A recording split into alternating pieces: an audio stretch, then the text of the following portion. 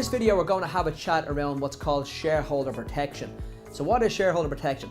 Let's look at an example of two people that may be in a business together and they have a limited company and they have 50-50 shareholding. So one owns 50% and the other owns 50%. And this is a common occurrence around loads of limited companies that may be in place around the country at the moment.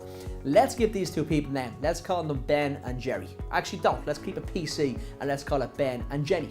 Ben and Jenny make ice cream and they have a factory making ice cream out in Ashbourne in County Meath. What happens is that if they had the value of their business, let's say it's €500,000, they both own €250,000 in that company. If something was to happen to Ben, let's say Ben dies unexpectedly, his shares are going to pass down probably in his will to his wife or his kids in this case.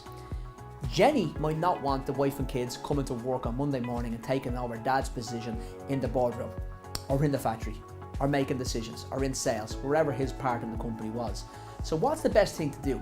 The best thing is to put what's called shareholder protection, which is basically just life cover on each of those people paid through the company. So what happens is we put a life assurance contract on Ben for €250,000, the value of his shares, and a life assurance contract on Jenny for €250,000, the value of her shares. And there's also a legal agreement, and in that legal agreement it states that the company can buy back its own shares. There's a little bit of work for an accountant or a tax advisor, the company to do here, but we deal with them rather than the client in that. So what happens in this instance if Ben dies?